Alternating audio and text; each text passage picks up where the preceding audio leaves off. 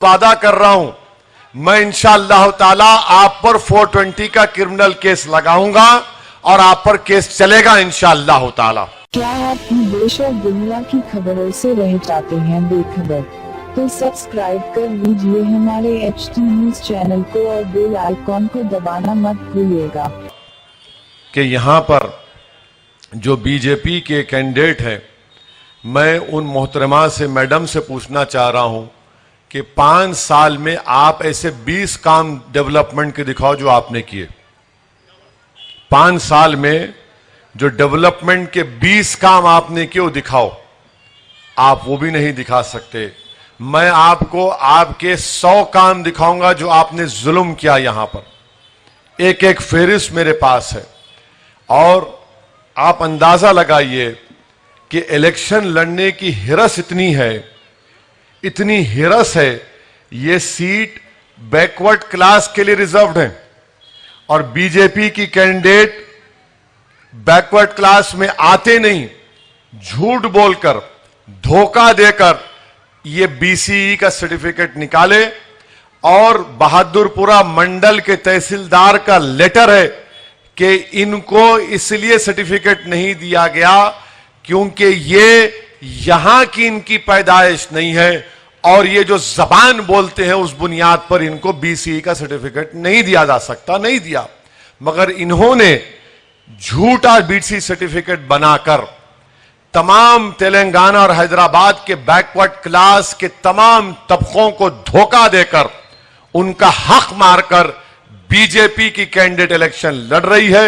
मैं तमाम backward class के हमारे भाई और बहनों से अपील करूंगा कि देखो कैसा आपके हक मारकर जो जबान भी नहीं बोल सकता उसको टिकट दिया गया है। और यहां पर बीजेपी की जो कैंडिडेट हैं, इलेक्शन तो कोई भी लड़ सकता है, मगर ये अजीब और गरीब कैंडिडेट है जिसने अपने एक बेटे की पैदाइश का जिक्र ही नहीं किया बर्थ सर्टिफिकेट है। यानी कहा कि खाली 2 बच्चे हैं।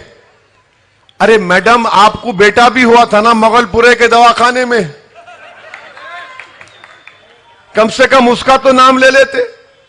नहीं, मेरे को खाली 2 ही पैदा हुए हैं। वो जो तीसरा किसका है फिर? नहीं, उनका ही है, मगर उन्होंने नाम नहीं लिए। हिरस है, हिरस इलेक्शन लड़ने की।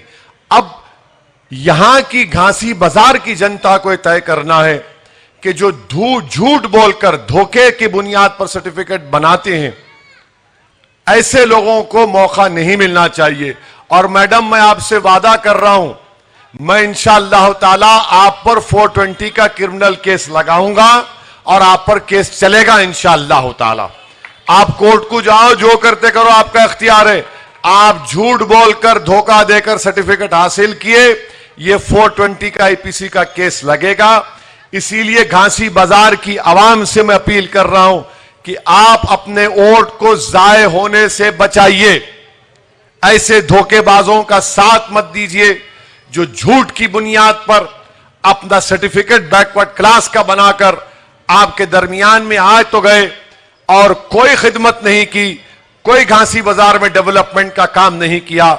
मैं घासी बाजार के हमारे बंगाली भाइयों और बहनों से भी अपील करूंगा कि आप बेखौफ होकर अपना काम करिए। हम आपके साथ खड़े हुए हैं। आधी रात को आप हमको बुलाइए, हम आपके साथ कंधे से कंधा मिलाकर खड़े रहेंगे। मैं आपको वादा कर रहा हूं, मैंने असेंबली इलेक्शन के वक्त भी आपसे कहा था और आज भी कह रहा हूं कि हम आपके साथ थे और आपकी मेरी जो गुफ्तगू हुई थी, आप जानते हैं कि मेरी नीयत क्या थी। खैर, आज भी मैं आपके साथ हूं और कल भी हम आपके साथ रहेंगे। मोहम्मद गौस घासी बाजार के लिए एक बेहतरीन उम्मीदवार है और मुझे यकीन है कि घासी बाजार की आवाम, घासी बाजार के राय दहिंदगान मोहम्मद गौस को कामयाब करेंगे। तो जो काम 5 साल से घासी बाजार में कुछ नहीं हुए, यकीनन एक 8-9 महीने में मोहम्मद गौस एक जिद्दी आदमी है। बाज वक्त उनकी जिद उनको इधर उधर लेके जाती है, मगर जिद्दी आदमी है, वो बराबर काम करेंगे। अपना आदमी है, बोल सकते भाई, कोई बात नहीं। तो आपसे अपील कर रहा हूं कि मोहम्मद गौस को कामयाब करिए और पतंग का निशान पर अब के इलेक्शन में इलेक्ट्रॉनिक वोटिंग मशीन नहीं है, अब के बैलेट पेपर है। बैलेट पेपर को आप जब देखेंगे, पतंग के निशान पर जहां आपको निशान दिखेगा वहां पर आप मोहर दबाकर, मोहर लगाकर उसको अच्छे तरीके से फोल्ड करके आप उसको डब्बे में डालेंगे।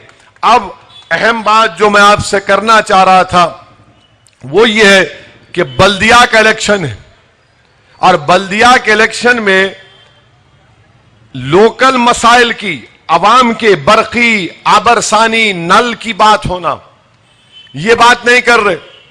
मगर बात क्या हो रही टीआरएस की तरफ से? टीआरएस से बोल रही कि मजलिस से हमारा कोई अलायंस नहीं है। ठीक है भाई, कौन पीछे पड़ा तुम्हारे? है नहीं होना न कोलो। मगर इनके पावर मिनिस्टर जगदीश रेड्डी साहब बोल रहे कि बीजेपी वालों से पूछ रहे, बताओ बीजेपी वालों, असदुद्दीन ओवैसी की मोदी से मुलाकात कब हुई थी? कांग्रेस वाले